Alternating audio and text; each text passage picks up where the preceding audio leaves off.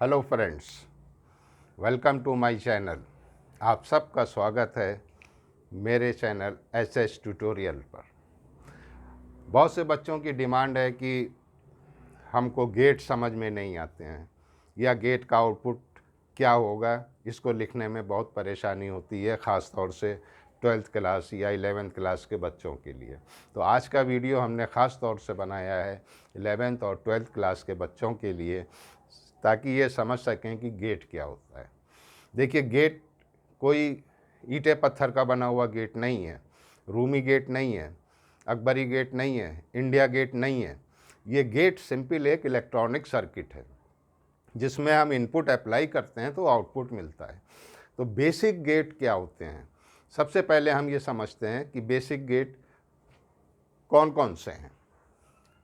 पहला गेट है और गेट, दूसरे गेट का नाम दिया है एंड गेट, तीसरा गेट है नॉट गेट। यहाँ पे हमने सिंबल भी बना दिए हैं। इस और गेट का सिंबल ये है, एंड गेट का सिंबल ये है और नॉट गेट का सिंबल ये है। अब एक एक करके हम लोग इस चीज़ को समझने की कोशिश करते हैं। तो सबसे पहले आप देखिए कि ये सेमी सर्कुलर, इसका जहाँ पे हम इनपुट अप्लाई कर रहे हैं वो सेमी सर्कुलर पार्ट है और ये भी एक कर्व पार्ट है। तो ये पहचान है और गेट की। लेकिन दो स्ट्रेट लाइन और उसके बाद एक कर्व लाइन है, ये हो गई पहचान एंड गेट की। नॉट गेट की पहचान क्या है, ट्रायंगल है, उसके सामने बबल लगा हुआ है, ये हो गया नॉट गेट। अब बात आती है कि साहब इसकी ट्रुथ टेबल लिखी जाए। तो ट्रुथ टेबल क्या चीज़ है? ट्रुथ टेबल इनपुट और आउटपुट का कॉम्बिनेशन है कि जब हम इनपुट अप्लाई करें तो आउटपुट हमको क्या मिलना चाहिए। अभी यहाँ पे हमने दो इनपुट दिखाए हैं, ए और बी। आप तीन भी दिखा सकते हैं। सिर्फ आपको क्या करना है, आपको याद रखना है 2 raise to the power N. N क्या चीज़ है? Number of input. मान लीजिए अगर दो इनपुट हैं तो 2 रेज़ टू दी पावर 2 यानी 4, तो 4 कॉम्बिनेशंस बनेंगे। अगर इनपुट 3 है 2 की पावर 3, देन 8 कॉम्बिनेशन बनेंगे। तो अभी हम समझने की कोशिश करते हैं कि दो इनपुट हैं ए और बी, दो इनपुट हैं ए और बी, तो हमारे कॉम्बिनेशंस कितने बनेंगे? 4। क्लियर? अब देखिए और गेट की क्या खास बात है। और गेट का जो बुलियन एक्सप्रेशन है वो क्या है? बुलियन एक्सप्रेशन जो है वो है y is equal to A plus B. वो इनपुट को ऐड कर देता है। ठीक, अब आपने 0 और 0 अप्लाई किया, यानी ए के ऊपर भी 0, बी के ऊपर भी 0, तो 0 प्लस 0 0, तो आउटपुट क्या मिला? 0। यहां पे लिख दिया हमने। फिर आपने ए के ऊपर 0 रहने दिया, बी को 1 कर दिया, 0 प्लस 1 1, ये आ गया 1। अब आपने इसका रिवर्स कर दिया, यहां 1 कर दिया और यहां 0 कर दिया, तो 1 प्लस 0 1, ये 1 आ गया आउटपुट आपका। अब दोनों 1 कर दीजिए। जब दोनों 1 किए तो 1 प्लस 1 इज इक्वल टू 1। इसको कहते हैं ट्रूथ टेबल। तो याद रखिए, और गेट जो है वो एडिशन है, और गेट जो है वो इनपुट का एडिशन है। अब चूंकि दो इनपुट थे तो देखिए 4 कॉम्बिनेशन बने, 1 2 3 4। अगर 3 इनपुट होते तो 8 कॉम्बिनेशन बनते। ये तो बात हो गई इसकी। अब आइए एंड गेट। एंड गेट क्या चीज़ है? एंड गेट जो है वो दो इनपुट या जितने भी इनपुट हैं उनका मल्टीप्लिकेशन है, ए इंटू बी। अब इसकी ट्रुथ टेबल कैसे लिखें? तो देखिए ए और बी दो ही हैं, अगर 3 होंगे तो 8 कॉम्बिनेशन बनेंगे। अब आपको इसकी ट्रुथ टेबल लिखनी है। हम लोग लिखने की कोशिश करते हैं कि क्या होगी ट्रुथ टेबल। तो एक इनपुट ए है, एक इनपुट बी है और आउटपुट हमको मिल गया। ठीक, ये आ गया ए, ये आ गया बी, ये थर्ड कॉलम में वाई। तो अब 0 और 0। अब आपने यहाँ पे क्या किया, ए के ऊपर 0, बी के ऊपर 0 अप्लाई किया। तो 0 इंटू 0 0, आउटपुट क्या मिला 0। अब आपने 0 के बजाय 1 अप्लाई किया, तो कॉम्बिनेशन आपका आ गया 1 और 0, यानी ए के ऊपर 1, बी के ऊपर 0। तो जब 0 से किसी चीज़ को मल्टीप्लाई करते हैं तो क्या आता है 0, तो ये आ गया 0। अब आपने इसको चेंज कर दिया, बिल्कुल चेंज कर दिया। फॉर एग्जाम्पल अब आपने ए के ऊपर 0 कर दिया, बी के ऊपर 1 कर दिया। तो अब इसका ये ए के ऊपर 0, बी के ऊपर 1, अगेन 0, यहाँ पे फिर 0 आ गया।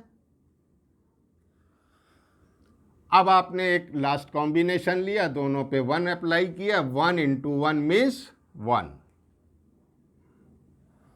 बन गई आपकी ट्रुथ टेबल। अगर इसमें 3 इनपुट होते तो हम 8 कॉम्बिनेशन बनाते। चलिए नॉट गेट में देखते हैं। ये तो बहुत ही आसान और बहुत छोटा सा है।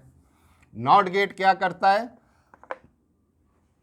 जो भी आप इनपुट अप्लाई कर रहे हैं, अगर आपने 0 अप्लाई किया तो उसका कॉम्प्लीमेंट कर देता है, यानी 1। तो इसकी ट्रुथ टेबल क्या है, जब आपने 0 अप्लाई किया आउटपुट क्या मिला 1, जब आपने 1 अप्लाई किया तो आउटपुट क्या मिला 0। तो ये तो आ गया y, जो कि किसके बराबर है a बार, और ये क्या चीज़ है a। ये इसकी ट्रुथ टेबल हो गई, ये इसकी ट्रुथ टेबल हो गई। अब इसको और अच्छी तरह से समझने की कोशिश करते हैं। और गेट लेते हैं। और गेट में देखिए अभी आपको और क्लियर समझ में आ जाएगा कि और गेट को बल्ब और स्विच के ज़रिए कैसे समझें इसको। ठीक है, आपने 2 बल्ब लिए, एक स्विच ये लिया और एक स्विच ये लिया।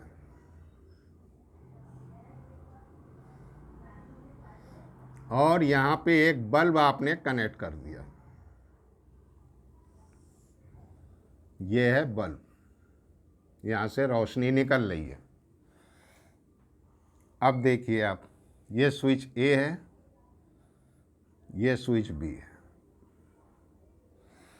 तो जब आपने यहाँ पे वोल्टेज अप्लाई किया, दोनों स्विच ऑफ हैं, यानी दोनों की कंडीशन क्या है 0 0। क्या बल्ब जलेगा, क्या बल्ब ऑन होगा, नहीं होगा।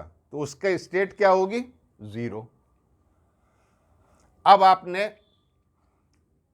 ए स्विच को ऑफ रखा, बी स्विच को आपने ऑन कर दिया। तो अब क्या होगा भाई, करंट इधर से जाएगी, करंट इधर से फ्लो होगी, इधर जाएगी, इस स्विच के थ्रू इधर जाएगी और फिर ये बल्ब के पास चली जाएगी। तो बल्ब आपका ऑन हो गया। क्या मतलब हुआ कि ये तो ऑफ था 0 और ये हो गया 1। तो 0 1 पे 1, तो बल्ब ऑन हो गया। अब आपने क्या किया, रिवर्स कर दिया। आपने इस ए को कनेक्ट कर दिया और बी को ओपन कर दिया। तो क्या करंट अब जाएगी, बी के थ्रू नहीं जाएगी, बी के थ्रू करंट नहीं फ्लो होगी। तो अब करंट किस डायरेक्शन में फ्लो होगी, करंट इस डायरेक्शन में फ्लो होगी और बल्ब ऑन हो गया, यानी 1 स्टेट में आ गया। तो जब A 1 था, B 0 था, तो बल्ब ऑन हो गया। अब आप दोनों स्विचेज ऑन कर दीजिए, दोनों स्विचेज ऑन कर दीजिए, यानी दोनों की स्टेट 1 1 है, तब भी करंट चाहे इधर से जाएगा, कुछ करंट इधर से जाएगा और ये आपका ऑन हो जाएगा। ये बन गई ट्रुथ टेबल और ये हो गया इसका इलेक्ट्रॉनिक सर्किट जिससे हम समझ सकते हैं। एंड गेट, अब देखिए एंड गेट में क्या होगा। एंड गेट में दो स्विच सीरीज में कनेक्ट करते हैं और एक बल्ब कनेक्ट कर दिया आपने, ठीक। ये स्विच A है, ये स्विच B है, ये बल्ब है और इससे भाई ये रोशनी निकल रही है, ठीक है बच्चों। अब जब आपने स्विच A को और स्विच B को ऑफ रखा है, अभी अभी आपने ऑफ रखा है, तो क्या ये बल्ब ऑन होगा? इस बल्ब से रोशनी निकलेगी? नहीं निकलेगी। क्यों? क्योंकि करंट तो फ्लो हो ही नहीं रहा है। देखिए जब दोनों की सिचुएशन 0 0 थी तो करंट फ्लो नहीं हो रहा है। अब आपने A को ऑन कर दिया और B को वैसे ही रहने दिया ऑफ पोजीशन में, तो अब क्या हो रहा है? A की स्टेटस क्या है? A का स्टेटस हो गया 1, A का स्टेटस 1 और B का स्टेटस 0। 1 और 0, क्या बल्ब ऑन होगा? नहीं होगा। क्यों? क्योंकि दोनों स्विच सीरीज में कनेक्ट है और करंट ये B जो है फ्लो होने नहीं देगा। क्लियर? तो स्टेटस क्या आई? 0, बल्ब ऑन नहीं हुआ। अब रिवर्स करिए, इसको ऑफ कर दीजिए, इसको ऑन कर दीजिए, तो इसकी वैल्यू आपने मान ली फॉर एग्जाम्पल 1 हो गई स्टेटस, चूंकि आपने ऑन कर दिया। ये 0 हो गया। क्या अब करंट फ्लो होगा? नहीं होगा। क्यों नहीं होगा? स्विच A जो है वो ओपन है, तो करंट फ्लो नहीं होगा। तो जब A की वैल्यू 0 है, B की वैल्यू 1 है, तो हमको आउटपुट नहीं मिलेगा, ठीक। अब चलिए दोनों को हम ऑन कर दें, यानी A भी हमारा A है 1 है और B भी हमारा 1 है। तो जब 1 और 1, अब करंट को पूरा पाथ मिल गया। अब वो ये करंट को पाथ मिलने की वजह से ये बल्ब ऑन हो गया। तो जब हमारे पास 1 होगा, B भी 1 होगा, यानी जब दोनों इनपुट हमारे 1 पे होंगे तब ये बल्ब ऑन होगा। ये ट्रुथ टेबल से आप इस तरह से भी ट्रुथ टेबल लिख सकते हैं। तो ये हो गया आपका स्विच के जरिए समझने का तरीका। ये हो गई आपकी ट्रुथ टेबल, ये हो गया आपका बुलियन एक्सप्रेशन, ये हो गया आपका सिंबल। आइए नॉट गेट की बात करें। नॉट गेट में क्या होता है? नॉट गेट में जो भी हम इनपुट अप्लाई करते हैं उसका कॉम्प्लीमेंट हमको मिलता है। यानी अगर हमने 0 अप्लाई किया है तो हमको 1 मिलेगा, और अगर 1 अप्लाई किया है तो हमको 0 मिलेगा। ये 3 बेसिक गेट्स हैं। इसको अगर आपने अच्छी तरह समझ लिया तो आप सारी प्रॉब्लम्स फट से सॉल्व कर सकते हैं। चाहे नीट का एग्ज़ाम दें, चाहे जेई का एग्ज़ाम दें, आप कंसेप्शन क्लियर रखिए। कोई भी कंसेप्ट रटिए मत, समझिए और उसको इम्प्लीमेंट कीजिए। तो इस वीडियो में इतना ही। अपने कमेंट बॉक्स में ज़रूर लिखिएगा। हम अगले वीडियो में और इसकी डिटेल स्टडी करेंगे। अगर आपने मेरा चैनल सब्सक्राइब नहीं किया है तो फ़ौरन सब्सक्राइब कीजिए, बेल आइकन बटन दबाइए ताकि आपको नोटिफिकेशन मिले।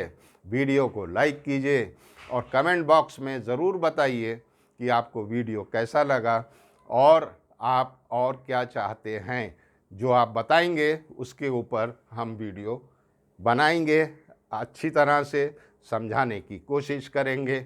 उम्मीद है ये वीडियो आपको पसंद आया होगा। आप चैनल को सब्सक्राइब कीजिए, अपने दोस्तों से कहिए वो सब्सक्राइब करें, बेल आइकन बटन दबाना ना भूलिएगा, वीडियो को लाइक करना ना भूलिएगा। Good bye.